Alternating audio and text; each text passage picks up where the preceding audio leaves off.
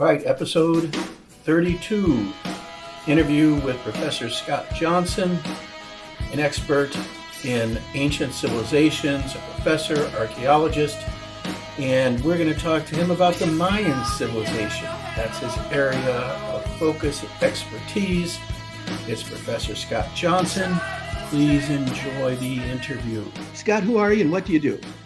Well, my name is Scott Johnson, and right now I run the Low Technology Institute in Cooksville, Wisconsin, which is a little village founded in the 1850s.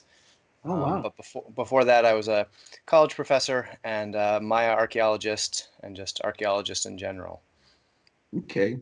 Um, I'm jealous. That's a job. That's a job I would just die for to have. Um, and so, anyways, yeah. You asked me about. I'm in Ohio and Kentucky, and we started out doing a feature-length documentary on how and why the United States is failing using the ground zero of the Midwest, the industrial Okay, sure. Rust Belt. So. Yeah. It started out as a feature and then it just evolved. These interviews were so good that I didn't edit them down to 15 little sound bites, Sure. So we made it a web series. We won 2 best of festivals so far. Wow.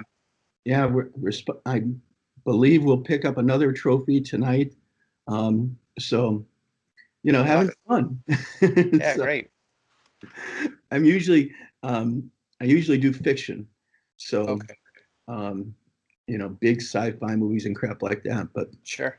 this is my first foray into talking to smart people. Oh, okay. So I'm kind of doing the opposite right now.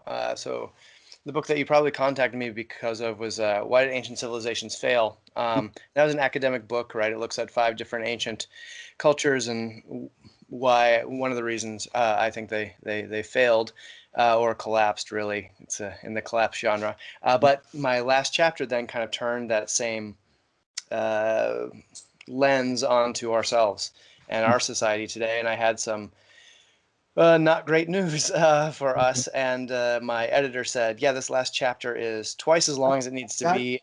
don't Yeah. bury the lead here. Don't bury. Okay. Okay. We're getting Well, there. well, basically, what I'm saying is that I took half of that last chapter and I'm turning it into a novel, basically. So I'm on my first foray into fiction writing Wow. after a couple of books in academia. So it's all researched, but it's, follows a band of I guess what the government would call eco-terrorists who are bringing down the industrial society, and the stuff out of that chapter becomes kind of their manifesto. Ah, okay. Interesting. How far along are you? Oh, it's done. I'm because it's not because it's fiction. I have to find an agent. All of my nonfiction books, you can just approach the presses directly, but Hmm. that's how fiction works, unfortunately. Uh, I know that even for screenplays, getting a literary agent is tough. Um, Yep. Very tough. But Yep. good luck, kid. If you want to make it into a movie someday, call me. You've got my number. All right. Perfect. All right, let's talk about your book. Sure. And the book is entitled Why Did Ancient Civilizations Fail? And Hmm. you say you're in the collapse genre, Sure. but Yep. you don't use the word collapse. Well, yes. You I don't. talk about it at some length in the book because collapse becomes kind of an empty term. Like I work right now in sustainability, but what does that really mean, right? So the problem with the just using the term collapse is, well, what collapses, right? So I'm a Mhm. Maya archaeologist. The Maya collapse meant that the elites and their way of life ended or changed drastically. Mhm. That doesn't necessarily mean that, John Q. corn farmer in the field, his life probably didn't change very much. So collapse for whom or collapse of what systems is important to specify. You can't just say, oh, it collapsed, right? Like there's a collapse after the Roman Empire, but then we had the proliferation of small castles and feudalism. So it's more of a transition than a collapse, and it's just that most people assign a value, and collapse has a negative value, whereas transition is a little more neutral. So it's a slightly better term to use, unless you want to define exactly what's collapsing: an elite collapse, an economic collapse, a socioeconomic collapse, things like that. Okay. And define a civilization, because Yeah. So this is an example of where an editor has sway over your book title, because civilization is one of those naughty words that we don't use in anthropology anymore, because civilization is freighted with a lot of colonial baggage, right?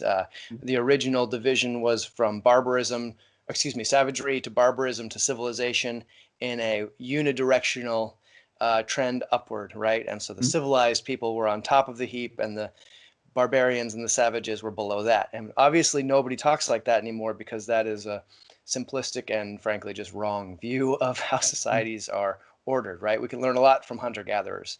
And so the term I use throughout the book is complex societies.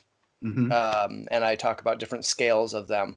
And the larger a society is, the more people it has interacting with one another, the larger the system is. Then you approach something that most people consider to be what's called a civilization. But yeah, that's the title has that, unfortunately. And I think most academics understand you don't have direct control over the title of your work. But yeah, what I really wanted to call it, though, is hubris. Why Mhm. did ancient civilizations fail? But they said at that time I was 30. They said, you're 30, you can't write a book entitled Hubris, because you'd be a self-fulfilling prophecy. Oh man. Well, I love it. The hook that we started using, and again, it's just, I'm thinking movie Hmm. cinematic device, um, was that all civilizations fail because they're made up of self-referential humans. And Hmm. um, anything self-referential fails, whether it's math, philosophy, there's nothing succeeds when it's self-referential. A Um, snake eating its own tail. Yeah, exactly. That's our hook. And I so when I like it. saw Yeah. that you did hubris, I thought, shit, man, Scott, you stole my idea before I even thought of it. Yeah, yeah. So in the book, I kind of propose the idea of social hubris. And let me preface this by saying there's not one thing that causes the downfall of any civilization throughout history, right? There's many different things, and they all have to kind of work together. It takes a lot of different symbiotic systems to create a large scale society and support a large scale society. Mhm. And the same thing happens when it collapses. It's not just one thing failing; it's many things failing altogether. So I warn against using what's called like the silver bullet Mhm. idea of history. Like the Maya collapse was because of drought. The Romans failed because of or barbarian invasions, right? Mhm. Well, those things wouldn't have happened if other systems were robust, right? You don't have a collapse because of drought if you have a robust food system, right? Mhm. So anyway, but the idea of social hubris is basically real short example. Use the Romans. The Romans were a small tribe. They start conquering and taking over their neighboring tribes, and they start adopting ideas, right? Like from the Etruscans they get writing, and from others they get all these different ideas, and over time they build up this large empire, Mhm. and they adopt all the best ideas, and they create a large functioning system. Mhm. And when they're young and expanding, they're very dynamic and adaptive. But once they get kind of at the Religion. top level, right, their ideas crystallize. This is how we farm. This is how we conduct foreign relations. This is how we take care of our environment, or we don't. This is how we interact with these different things. And as the world around them changes, in terms of people around them, or the environment, or their resources, if they don't see that and allow their system to adapt, it collapses because it no longer is functioning in the existing world, right? Mhm. You can have a system of agriculture in Mesopotamia that relies on agriculture that's through flooded fields. But when those fields become salted because of that system, if you don't change your ways, but you just do more of that, you're going to fail, right? So the Mhm. idea is that they've become so big that they have hubris. They think this is the way we've done it for 500 years. We don't need to change. The world needs to change to suit us. And Mhm. obviously, we in our society certainly don't have any form of hubris about how we live at all. And I'm saying that facetiously, of course. Yeah. I I was thinking about this interview last night. I'm talking to somebody from the Midwest, and uh, you're not supposed to say people are Nazis or fascists or anything like that. It's politically correct. But the guy was a fucking Nazi. It was just we did Like self, interview. We did a card carrying member of the Nazi Party. We did an interview with him. So, really. oh yeah, that was we actually I consider myself a flaming liberal, but he and I had something in common, um, and that is I don't want to live in a country that he has the right to vote and lives in, and he doesn't want to live in one where I do. And so Mm-hmm. we were we just talked about how it'd be great if we could all go our separate ways and never see each other again. Yeah. I mean, yeah, but then eventually, uh, we live in a finite world, and eventually resources become finite, and then you start to battle over resources, and then you're not living Mhm. independently, right? Right. There's no Earth 2.0, unfortunately. No, And I would guarantee you that him and his would get a little frisky after a while. And, yeah, yeah, it's um, and at times of upheaval and turmoil, extreme ideas can become very, very attractive, right? Um, Theodore Kaczynski, known as the Unabomber, but he also, if you've actually read his stuff, he's not crazy by any means. He has some strong views, and obviously, I don't support violence in support of those views, obviously, but his views themselves are worth examining. And one thing he says about revolution is that it's attractive because um, it's much better than just changing the existing system. Small tweaks to the existing system, you still have the existing system that gives you the problem. Whereas a revolution or a major change that can supposedly alleviate many problems all at once. And so Mhm. it can be an attractive thing. Um, but yeah, there's a lot of ideas and opinions out there, and I'm somewhat libertarian in the idea of, I don't want to affect you and change what you're doing, but then when you're doing something that affects and changes the world around us such that it affects me, then we have to draw some line somewhere. Mhm. We've interviewed a lot of economists, and they say, okay, revolution. That if we're immersed in an oligarchy, for example, um, Hmm. there's very few ways to get out of it, and that revolution is pretty much the way people have changed and got out of the Yeah. oligarchy. And Yeah. but then both the two that I remember the most both said, but sometimes you get a shithole when after your revolution. It's not nirvana sometimes. Right. Yeah. So Look at Egypt. they had a revolution. Well, they had the Arab Oh, the Arab Spring, Spring. and Oh, I they thought you and they meant kicked out, yeah, and they've just been transitioning through, yeah, and Syria. yeah, it is much more of a roll of the dice, right? A Hmm. revolution is much more of a roll of the dice rather than just incremental changes. You're probably not going to rock the boat as much. Yeah, I don't know what the policy prescription is. My major quibble with most economists is that they don't operate in a finite world model, or maybe they do now, but everything I've ever read seems like they think that GDP and other things, growth can go um, expansion, forever upwards, which is not possible because we have finite resources on this planet. Hmm. Eventually, we're going to hit a wall. And sometimes technology allows us to better use the resources we have, but there's still a finite amount of solar energy hitting this planet. Like there's just a finite amount, period. Hmm. All right. Well, let's get your specialty are the Mayans, correct? Yeah. All right.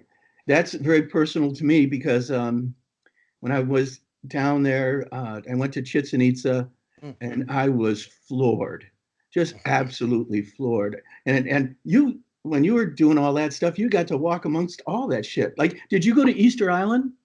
Have you? No, I didn't. Unfortunately, that's too far for a grad students don't have enough money to fly to Easter Island unless they're getting paid, or unless they're, have research funds to do it, unfortunately. Uh, Um, Generally, but I actually did my dissertation about 15 minutes away from Chichen Itza. oh, So I spent years and years hacking through the it's not quite jungle there, it's a desert forest there, but yeah. oh, beautiful. And it's just what it's like 2.5 hours outside of Cancun, or Yep. Playa del Rey or Playa Yeah. del Carmen. Yeah. Yeah, absolutely. Yep. Oh, And so it's really buses run every accessible. day. And We there's a lot around there to see besides Chichen Itza. If you can, rent a car and drive around, you can see a lot of other sites that aren't quite so packed full of tourists. Although Chichen Itza is obviously worth seeing at least once. Yeah. yeah, my wife, my second wife, Mexican, and we bought some land in Playa del Carmen, not far Oh, from Tulum. sure. And you know how many times I visited Tulum? How many? None. It So was it's right there. there. Yep. It was always like, I can do it tomorrow. But Right. Exactly. Yep. so, That's how it works. Yeah. My second after I finished my dissertation, I ran a project on the north coast of Yucatan, right on the Gulf Coast, and we were looking at ancient salt production, which was really cool. But unfortunately, the academic job market is a tough one right now, and I've transitioned away from that. So, why is that? why is the job market difficult, or why did I transition away? Job market difficult. Um, well, so a little bit of inside baseball. A lot of universities have realized, hey, we should function more like businesses rather than institutions of higher learning. And instead of hiring one tenure track professor to teach maybe 3 courses every semester, so 6 courses a year, and pay them between $50,000 and $70,000 a year plus benefits, we can hire adjunct professors who work for between $2,000 and maybe $5,000 if you're lucky per class to teach those classes. And you don't have to give them benefits. You don't have to have them on every year. They're basically there when you need them and not when you don't. Uh, so it makes complete economic sense in a rational economic model to use just adjuncts, but that's not what universities should be about, in my opinion. And Wouldn't it so, be just to uh, hire monkeys? yeah, might as well. Not quite. No, I was an I'm adjunct not for years. exaggerating for Yeah, the yeah, yeah. yeah. But so basically, a lot of jobs would get 300 applicants when it was a tenure track position. They get 300 applicants Hmm. for anthropology and archaeology, which is insane. There aren't 300 jobs a year, and if there's 300 people applying, there's maybe 50, 60 jobs for archaeologists. Hmm. So it wasn't a healthy thing for me to do. It's not healthy for my friends to continue to do. A lot of them end up going to counseling for stress and depression and things like that because, you know, uh, if you get through graduate school and have a PhD, you usually feel like you should be able to succeed if you try and work hard enough. Hmm. And that's not necessarily the case in the academic job market right now. It's a complete it's up in the air. And then if you do get a job, it sucks, apparently. A lot of my friends who have tenure track jobs, they say, I can't complain about it because everybody's trying to get these jobs. And once I get the job, I can't complain about it or they'll be mad at me for complaining. So they have Hmm. no one to talk to about the difficulty that they have in their position. It's just um, the problem with higher ed right now is, in my opinion, a lot of colleges, and this is coming from teaching years and years of college, students are there to get a degree so they can get a good job. Hmm. Understandable, completely, makes sense in our economic world, but that's not why I'm there to teach them. I'm there to teach them to think critically, to express themselves clearly, right? And to introduce them to things ideas, concepts that they wouldn't have otherwise been introduced to had they just gotten like an associate's degree in business. So those are two different reasons to be in the classroom. And I think there's something fundamentally broken there. Couldn't you have taught them how to open up an archaeological store in a strip mall? Yeah, right. Yeah, no. Yeah, unfortunately, there's not too much. There's less private sector work for archaeologists. Less so for anthropologists. There's even less, but for archaeologists, there's a finite amount of things we can do outside of academia to directly use archaeology. Couldn't you have done Indiana Jones shit and like start stealing artwork and shit? Wouldn't that work? No, the FBI will catch you. Oh, They have a art forgery department that also works with artifacts and things like that. And my father was a police officer, and he always encouraged me to go to the FBI as a job. And after my PhD, I actually did look them up, Mhm. because that would be something that I could, do, having a background in antiquities and things like that. But decided it wasn't for me. I don't know. I didn't want to shave my beard to be a G-man.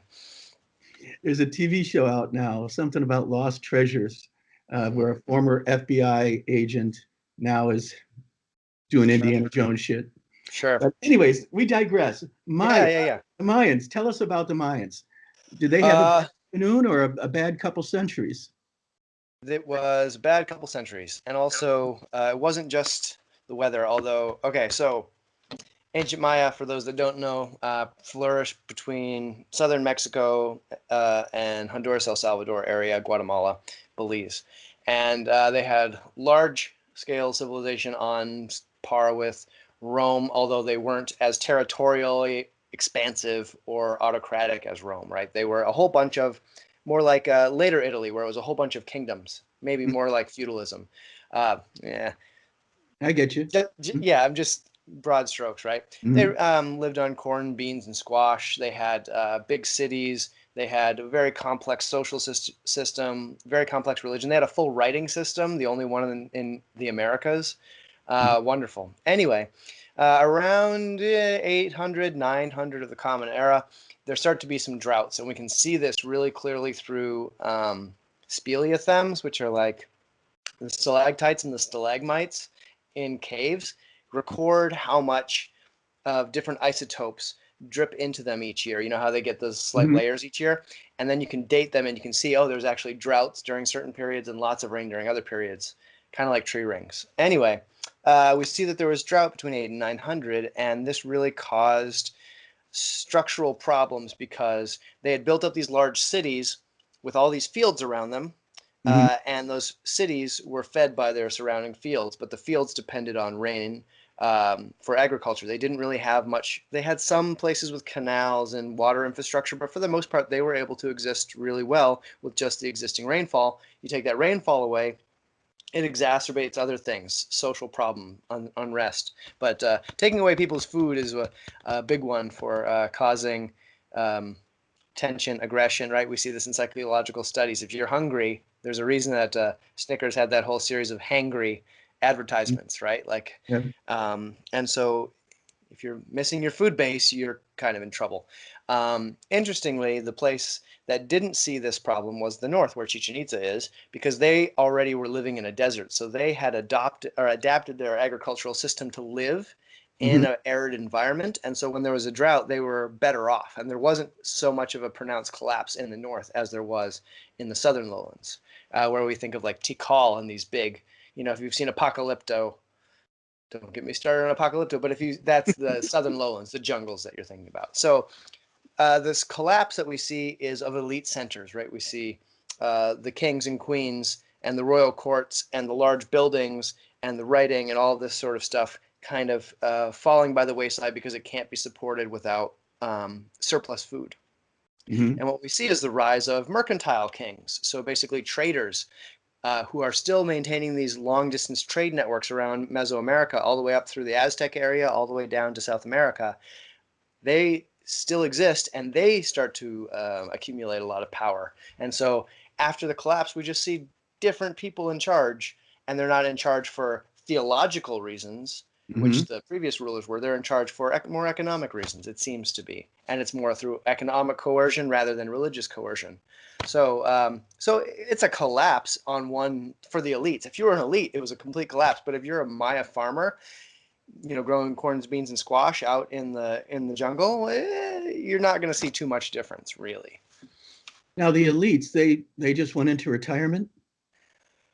Hard to say. I mean, that's one of the difficulties that we have about this sort of deep time without written records that are like more exhaustive books. We basically have monuments, right? So it says this ruler built this city and defeated this other ruler and had this child, whatever.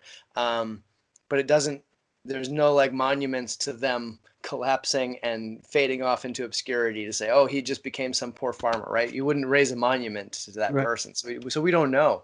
If maybe some of them were killed by an angry mob. Maybe some of them just tried to get away. Maybe some ran to other elite places that hadn't collapsed yet and became, exiles in Mhm. effect. So I thought, it's really I thought hard it to was say. thought it was a real horrific end. I thought there's some records where they, cut their hearts out and had a. Oh, well, yeah. I mean, so the Aztecs were into, when we talk about sacrifice, the Aztecs were into actual heart sacrifice. The Maya were more into auto sacrifice, so you sacrifice your own blood. Mm-hmm. And so let's back up and say why they did the sacrifice, because I think a lot of times it's easy to say, well, that's crazy. But if you know the reason behind it, it's actually not. It makes a lot of logical sense, even though we probably aren't going to take it up ourselves. Mm-hmm. So if you think about the Maya gods, they're up and they provide rainwater for the corn, for Mm-hmm. the people to live on, right? And what do the gods live on? The gods live on blood. And so to repay the gods for the rain, you have to give them blood, right? It was a cyclical relationship. And if we're not getting enough rain, maybe we need some more blood Okay. sacrifice, right? To give to the gods. So we're feeding the gods, they're feeding us. It's a circular sort of thing. So it's not, just killing people for killing people.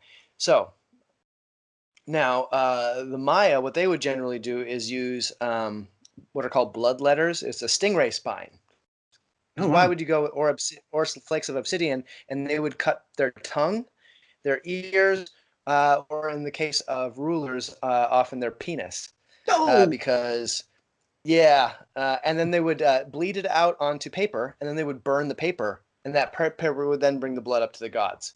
And it's really cool. There's some amazing imagery in the Yaxchilan lintels where there's like gods or ancestors coming out of the smoke and like talking to the people. It's really cool. I think But some if you think peyote about it, involved there. what's that? Some peyote involved. Um, They certainly used hallucinogenic substances, and there's some vases that show hallucinogenic scenes. Mhm. But as far as we know, the way that they generally ingested those was through enemas. I'm loving these people more and more. Yeah, exactly. Yeah. Bleeding I enemas and bleeding.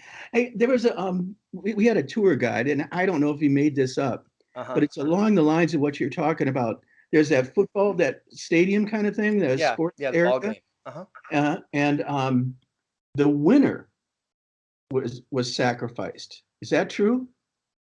So we have records of ball games where the loser was sacrificed, or no, the winner was sacrificed. Yeah, because you want the gods want the best meal, right? Yeah, exactly. And you also have to think about it in such a way that like these people weren't necessarily unwilling, right? In the Mesoamerican worldview, the only way that you got to the equivalent of heaven was Mhm. by dying in battle, being sacrificed, or dying in childbirth for women. Mhm. And Okay. so if you didn't go to heaven, or the equivalent of this, then you basically went to, it wasn't quite hell, it was more like purgatory. You basically lived in caves under mountains, and it was just cold and damp and wet all the time and pretty unpleasant. So Cleveland. di- so dying as a sacrifice ensured that you were going to heaven, Okay. right? And if you're, we know religious people today or in the recent past that, believe, hey, I'm going to die and go to heaven. Mhm. It's not a sacrifice for me. It's a, benefit. So, Yeah. uh, and just to circle back to the, um, the bloodletting, if you think about it, where does a ruler's power come from? It comes from his tongue and Mhm. also his ability to beget heirs, right? So Right. where are they letting the blood from? They're letting the blood from their tongue and their penis. So Oh, this is like I'm sacrificing from the best, the most important parts of my body to give blood to the gods, and then the gods will then give rain to my people. so he's not cutting off his dick. No, It- no, no, no, no. Just oh, like a, it'd be much more than a diabetic pricker, but okay. it would, but Oh, it it would not that cut off. thing. This Yeah, this just thing. lancing, and then the blood comes out. Yeah. Okay. Yep. Yeah. Still. All right. So what other civilization?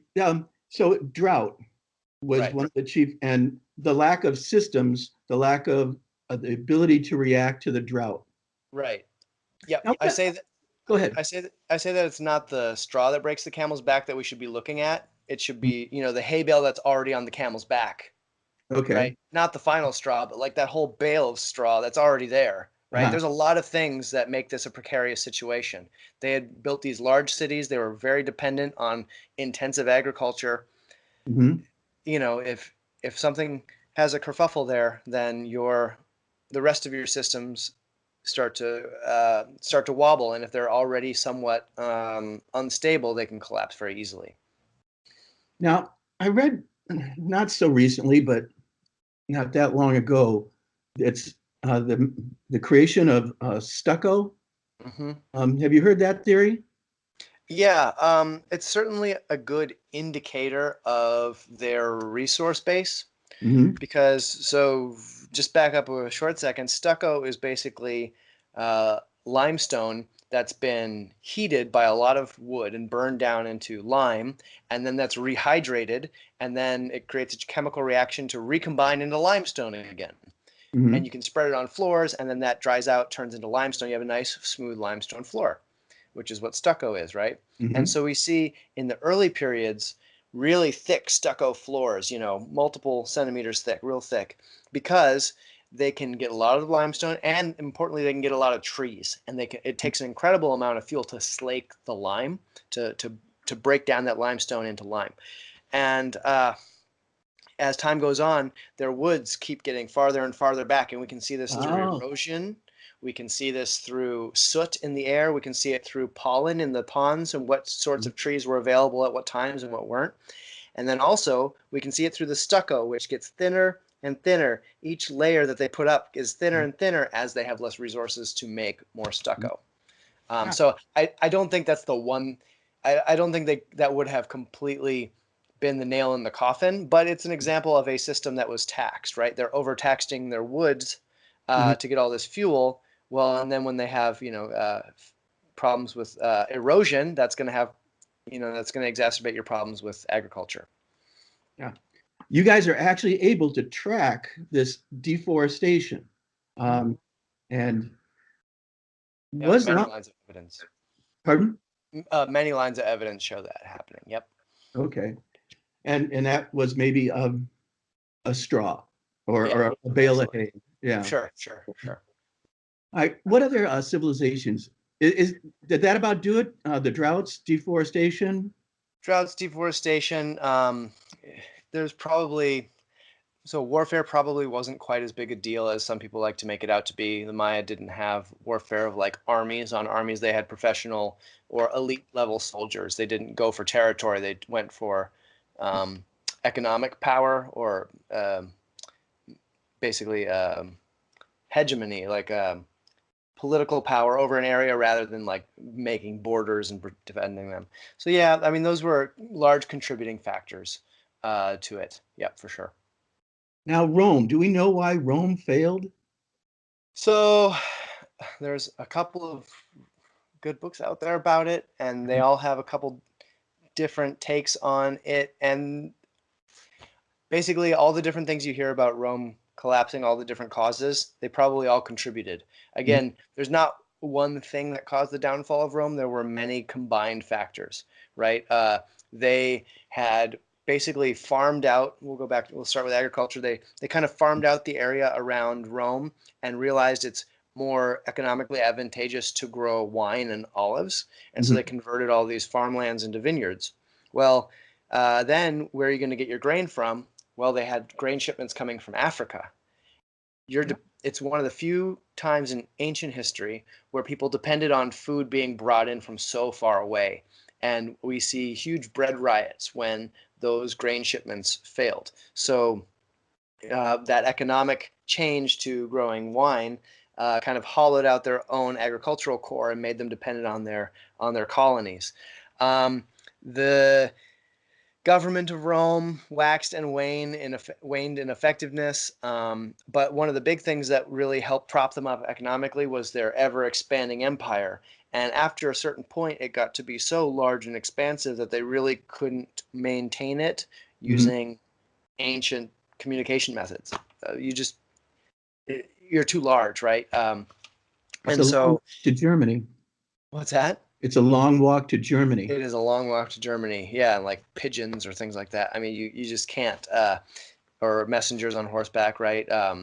And to be fair, they did a good job of it, right? They made all of the Roman roads and the postal system so that they could have this communication system, but it could only go so far. Mhm. Anyway, so lack of communication over this large area led them to kind of have to curtail their expansion. And once you curtail expansion, you don't have that income from booty from war Mhm. coming in anymore, which was a big bump for their coffers that they didn't have anymore. And so they tried taxes, and people don't like taxes. They also, just like their agricultural core got hollowed out, so did their production core. Like they started importing things rather than making them themselves. Mhm. So their economy became completely dependent on imports, which can become dangerous if your system starts to wobble. And people in the colonies say, "Why are we sending all this nice wine from France to or Gaul at that time to Rome? Why don't we keep it for ourselves? Or why don't we send it over somewhere else where they're paying more for it?" So it just became a large, unstable, unruly mess. And the hubris that I talk about for Rome is that, well, they say, well, we're Rome. Look at this empire we built. Uh, you know, uh, we were this big power, and now we should remain the same power by doing the same things we did, but it's not working anymore. Rather than change and adapt, they collapsed and fizzled. I think Jared Diamond captures that in his book Collapse about those Vikings in Yeah, Greenland, uh, hubris, and just yeah. we're not. Failure to adapt. Yeah. Yep, absolutely. Which, again, not that that tells us to do anything about our current way of life, but yeah. All right. Well, let's fast forward because I definitely. Well, let me tax your expertise real quick. All right. How about the printing press? Uh-huh. There was a lot of shit that went down after the printing press. Yeah. Um, would you consider that a collapse, a transition? Um, I guess more a revolution, really. I mean, that's the word everyone uses for it, the printing revolution. And I think that's an apt one because making the more information we have available to us, Mhm. the more we don't have to reinvent the wheel, right? If I want to build some sort of system for my house, I don't have to invent it from scratch. I can look up what other people have done, take all that, synthesize it, make my own or whatever. Mhm. That's useful for me. I I make fun of cell phones or smartphones all the time, but the truth is, like, I have access to every human Mhm. invention and thought practically that's been recorded on my phone. I mean, that's it's insane and wonderful, and we just use it to look at cat videos, but that's a different story. Um, so, just similarly, I think the printing press allowed for the proliferation of not just practical ideas, but we see a lot of economic ideas and socio-political ideas being spread by pamphlets, right? The U.S. was awash in pamphlets, and that's part of our, I guess, revolutionary history was all the pamphlets that went around. It's kind of like the blog posts or the Twitter of Mhm. of 300 years ago.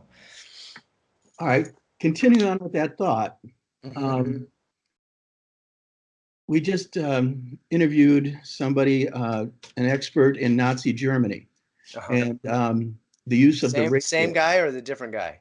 Different guy. Oh, yeah, Okay. funny. Yeah. Well, I guess it was 90% fact and 10% fiction because he kind of got into the mind of Magda Goebbels, and Yeah. she was there from the beginning to the bunker. Um, but one of the things was the use or utilization of film and radios, Yeah. the mass production of radios, Right. and everybody had one, and he was in their living rooms. Um, Right. so that didn't turn out well.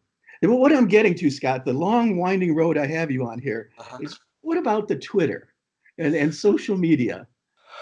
Is that fucking us up? So, huh. It, so technology, one technology or another isn't bad or good in and of itself, right? It's Mhm. how it affects society. So, just like the Luddites broke all the looms in England when when the Industrial Revolution happened, it wasn't because they were mad at looms and faster weaving. They were mad because they were losing their jobs, Right. right? So it's not the technology itself; it's what it does. And so Twitter, yeah, just like you said, with Goebbels, who could get into everyone with a radio's home. Thank God they didn't have television uh, or Twitter. But yeah, no, Twitter can get into everyone's. You can get bad ideas spreading probably faster than good ideas. It seems like, unfortunately. But the thing with Twitter, at least, is, and the same with radio, I guess, is you can turn it off. So Mhm. you have to have somebody who's willing to listen to it and willing to see what certain people are saying on Twitter. Um, I guess the news often covers it if it gets big enough, if something on Twitter if it gets big enough. But it could also be there's a lot of good that can be used for it. And I'm not just talking like sharing funny memes or things. I'm saying like emergency announcements and things like that. So there is some like utilitarian good things out of it. But yeah, it does seem to become an echo chamber and allow us to to silo ourselves and surround ourselves with people that think the same way as us.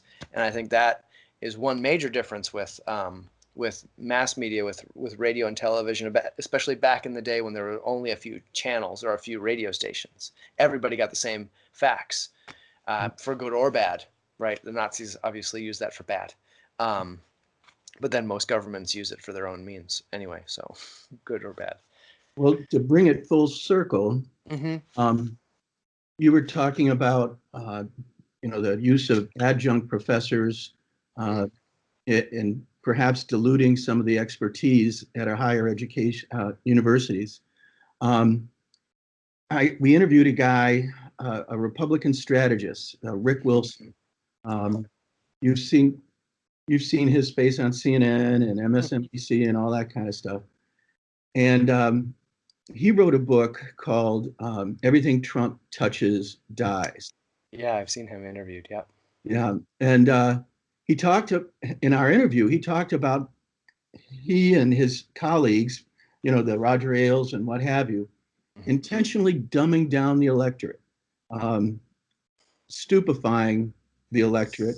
And he said he kept talking about the Frankenstein monster, but the monster wasn't Frankenstein. It was the stupid electorate that they created. And now they're having this moment of patriotism and like mea culpa, we really fucked this up. We're in trouble now. And so Yeah. from The television, monster, yeah, the yeah, monster has escaped. yes.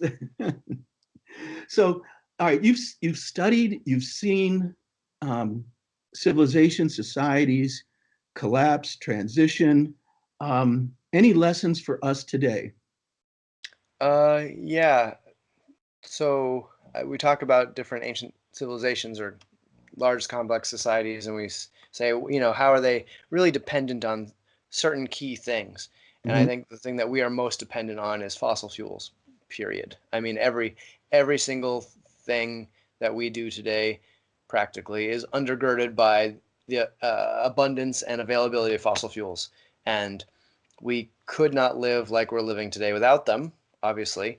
You can't electrify everything with solar panels. It's just not feasible right now. Maybe they'll be able to get that going soon enough, but I don't think so. So our complete dependence on fossil fuels and our hubris in thinking that we're going to come up with something before the collapse happens, right? And this is calls to mind something from a guy named James C. Scott. He's an anthropologist, and he puts out these books every few years, and they always have these just like really strong ideas in them.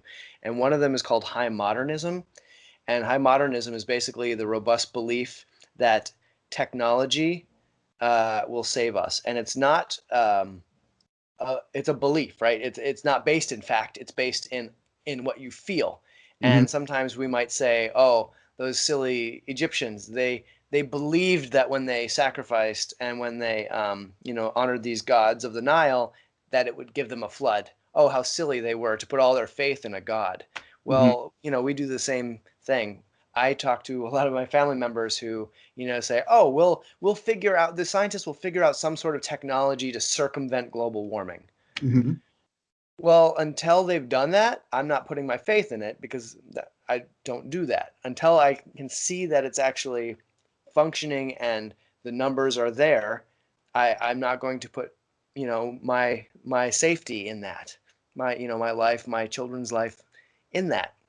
You want to be sure that it works on empirical grounds, not on faith-based ground. And I think a lot of us suffer from this high modernism. We believe that the scientists will innovate their way out of this, clean coal, for example, or whatever. Um, it, until that happens, I'm not trusting it, right? I'm empirical based rather than faith based.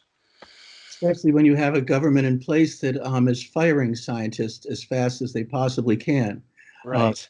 how, they're not going to save us by being at the Walmart in Kansas City. Uh, Right. did you hear about that? Like 2000 at the Department of Agriculture? Oh yeah, yeah, and now and if I say anything that's related to politics, it's me speaking as myself. I just gotta make the caveat because my Mm. organization's a 501(c)(3, so we're politically neutral. But me myself, I certainly have political views, and I'm happy to share them. I just want to make sure that I'm speaking for myself, not for my organization. Well, this is not about your 501c. This is about your Good. great book. I just like to put it out there because the IRS could come after our tens of dollars. So Hide them in the mattress. yeah, exactly.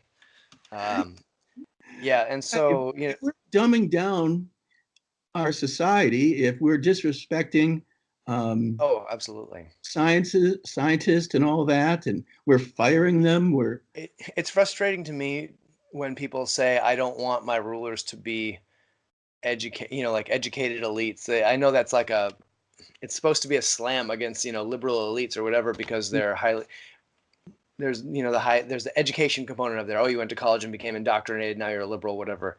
Like, I want my elected officials to be smart people. Mhm. I don't necessarily want to have a beer with them. A lot of people said, "Oh, but you could have a beer with George W. Bush." Yeah, I wouldn't mind having a beer with George W. Bush. Well, I guess he wouldn't have a beer, but just to like chat with him as a person. As a person, he might be perfectly fine. But as somebody who's in charge of one of the most important countries and economies and militaries in the world, no, I want somebody who I feel is smarter than me, and that uh, yeah, I worry about that. And I'm not saying I'm super smart. I'm just saying I want someone smarter than an average person Mhm. in that job. I don't care how personable you are. For example, I think Hillary Clinton would have been better at the job than she was at campaigning for it. Mhm. Um, but Mhm. uh, yeah. Now, what about the? I'm 63 years old, Hmm. and I'm not long for this world. Hmm. And there's going to be, for a long time to come, a huge segment of the population that Yep. wants an idiot in the White House, that wants someone that has fallen off the beer truck. Yeah. Um, so, is there any hope for me? uh, I guess I could be glib and a little macabre and say, "Oh, yeah, there's hope. You said you're not long for the world, so Uh, it won't be your problem." Um, no, yeah, of course, there's always hope. I, I don't have any specifics of things to point to other than there are. I don't really. It's just Jesus, it is a guys, disheartening sometime time. home. We sought you out to interview for answers. Well, so I mean, I can only talk about what I'm doing, and what I'm doing is basically trying to come up with solutions so that if fossil fuel, the tap was turned off tomorrow, I'm not saying I'm a prepper necessarily, but I think about what's going to come after fossil fuel. So Mhm. Kurt Vonnegut had this proposal that governments should have a secretary of the future. And Ah, so they think about, what's this going to look like? What's this decision going to look like in 100 years? And I'm not talking every decision, like, Mm, many decisions don't really matter on that long of a time scale, but like we want to talk about doing a big infrastructure project. Okay, let's not just think about retrofitting and making our existing infrastructure work for today. hmm Let's think about what is our transportation network going to be like in 100 years, and how can we make today's infrastructure project so it's easily retrofittable later. Maybe we'll replace individual cars with solar powered light rail systems. Could we make our road beds so that they could be converted into rail beds later on? Like those sorts of things. And I think that would be a wonderful thing to implement. I live in Wisconsin, and when the new governor was elected, I actually applied for a job as the secretary of the future. I didn't get it, uh, but I wanted to put that idea out there more because I think it is a great idea to think much more long term. Where I think we're really stuck. If we can get out of this short term thinking about the next quarter or the next year, but think about the next decade or much farther down the road, we might be making a little better decisions. It sounds interesting, but I don't see that in anybody's mindset nowadays. Maybe you in rural Wisconsin, but No, nobody else thinks like that around here.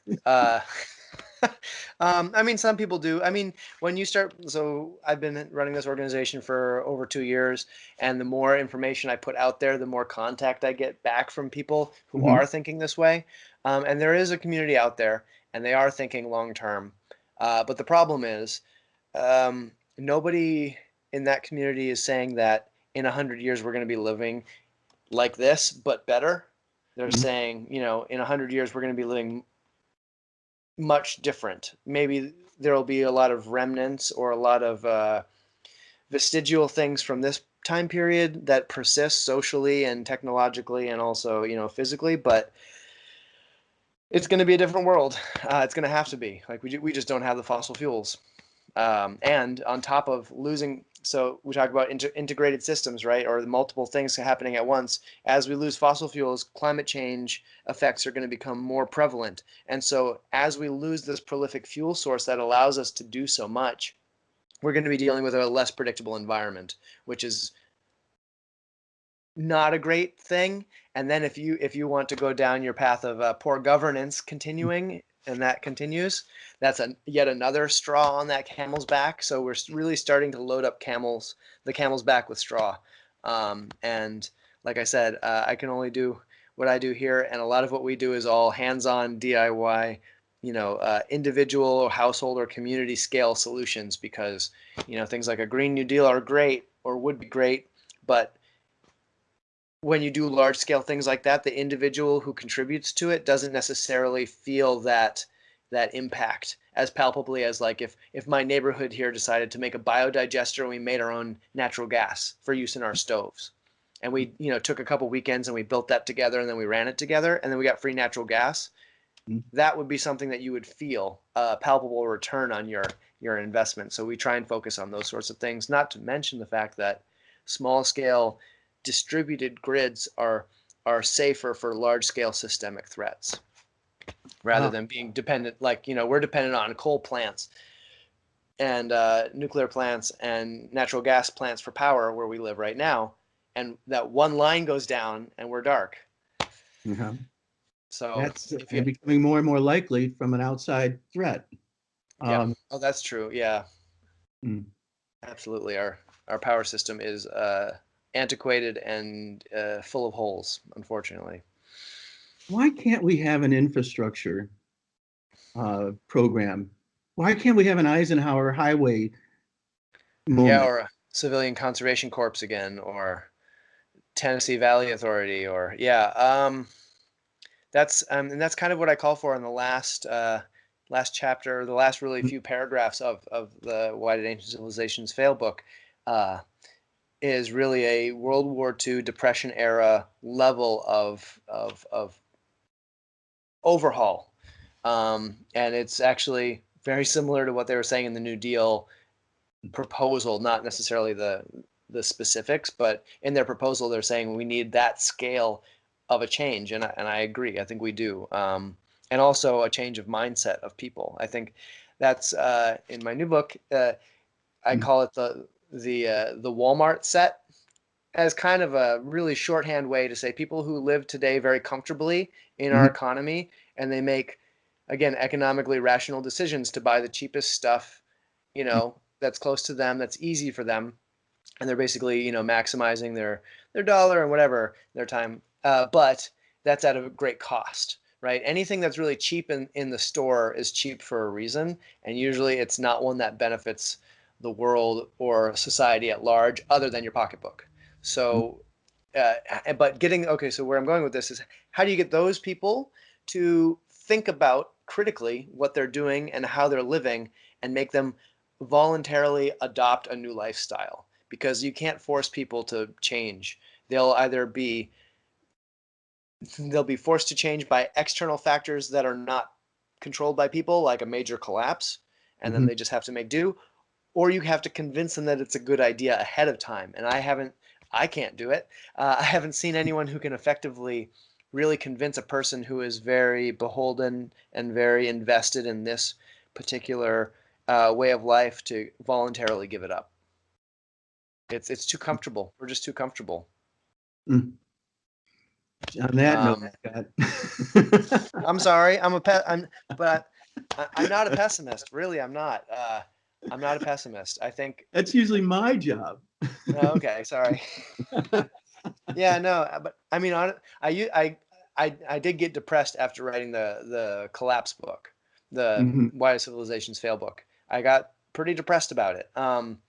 And it has been kind of the antidote with starting this nonprofit where I work on these Mhm. solutions to these problems. So it's like, all right, well, what am I going to do about it? I guess I'll start to come up with these, because I've always been kind of a tinkerer, inventor, researcher type person. So it's been a good change, and I feel like every day I'm doing something, even if it's just demonstrating on our own property how we would transition to a world without fossil fuels. That that's what we're all about. And what's the name of this book again? The new one. No, no, Oh, we're pushing, plugging right here. oh, the Why Did Ancient Civilizations Fail? All right.